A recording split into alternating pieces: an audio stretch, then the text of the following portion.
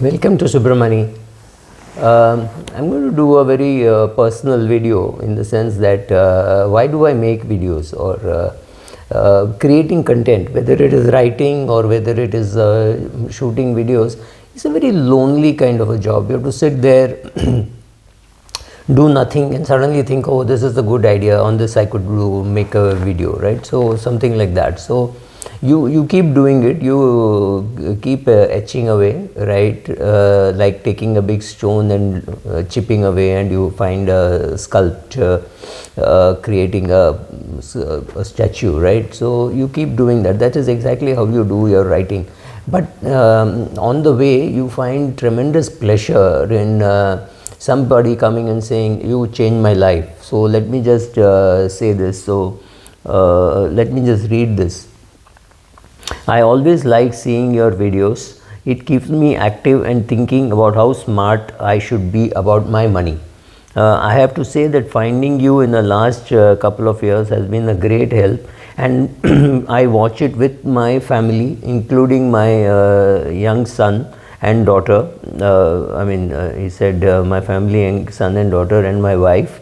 And thanks for putting what you have out there. And so whenever we have a discussion about money, it is Subramani coming to our help. I go and search through old videos, etc., etc. So once in a while, if somebody says, look, you changed my life, whether by reading my book or whether by reading my blog or watching my videos, or some young journalist comes to you and says, I have read your book page by page, or some young boy comes and tells you, I watched every video that you have put, it's very, very soul satisfying. There is no doubt about that.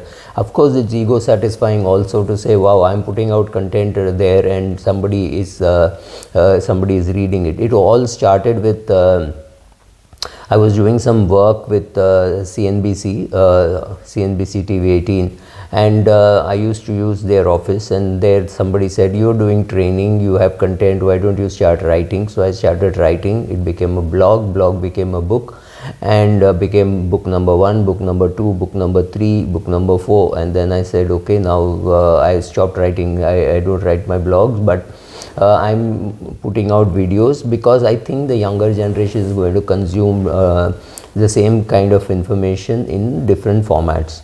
So is there fun in doing it? Of course there is fun in doing it. And today whatever videos I'm doing, a lot of it is because of the reading that I do, and also because of the experience of meeting people and seeing how they react. Like, there is no point in giving a lot of gyan and knowing that it never gets implemented. It's okay. I mean, if somebody is implementing and somebody is not implementing, that's also fine. But it's always nice to hear from people saying, oh, your videos are good. I shared it with my students. I've shared it with my cousins. Can you make the video in Hindi so that I can share it with my parents? Honestly, I made videos in Hindi, Tamil, Gujarati, etc. They don't have the kind of acceptance that English has. I could get 7,000-8,000 people watching an English video and 450 people watching a Hindi video, or 382 people watching a Tamil video. That's not worth the effort that I'm putting in, because YouTube also should find it worthwhile spreading it. That reminds me, all YouTubers you see ask you to subscribe and hit the bell icon. Why do they do that? Simply because only if you have good reach does YouTube take enough trouble to spread your videos and suggest to people that please see this video, right? When you are watching a video, you see something on the side on YouTube, right? Suggestion for you. Those suggestions happen only for people with more number of subscribers and likes, and people who have hit the bell icon. So therefore all of us would say, please hit the bell icon, please subscribe, right? So that's how it is. So slowly I've also reached 50,000 subscribers, and I'm happy with that number. Not that I will be unhappy with 5 million, but I'm saying 50,000 is not a bad number. So when you hear success stories, you're saying, okay, somebody is listening, somebody is hearing, somebody is doing. Some students read it and say, can we interview you for a college magazine? Some companies call me for lectures. So all those are completely incidental to the fact that I'm doing this. But of course, I can't say that I do not enjoy that, because I've always said my ikigai is to communicate about wealth. amidst all this, there will also be somebody who will come and criticize and say, oh, this is nonsense, your voice is very drooling, you sound very sleepy, or etc., etc. And I realized for a minute that how should I react to it, because the immediate reaction is to say, okay, isko delete kar do, or go and reply and say, look, I don't care what you think, right? Any of those reactions are okay. But then I think and say, what are they really reacting to? They are reacting to 10 minutes of my life, right, or 10 minutes of my video. They really don't know me, they don't know how I invest, they don't know what I do, they don't know whether I'm for real in whatever I say. So they are angry with something, and for which they are criticizing, and that does not bother me, because I also used to be like that. Till I realized that when you are angry at somebody, or you want to criticize somebody, largely it could be because we don't reach there, right? So it is easy for me to say, oh, what is the use of being Mukesh Ambani, he's not very fit, or some nonsense like that, picking up one negative aspect of somebody's life and saying, oh, because of that. It is, I think, pure jealousy or pure envy. I completely conquered that when I said, am I willing to put in the effort which is required to become a Virat Kohli, or Sachin Tendulkar, or Sania Nehwal, or any of those kind of efforts? The answer is no. Or a Deepika Padukone, or a Shah Rukh Khan, the kind of effort that is, or of course Mukesh Ambani, Gautam Adani.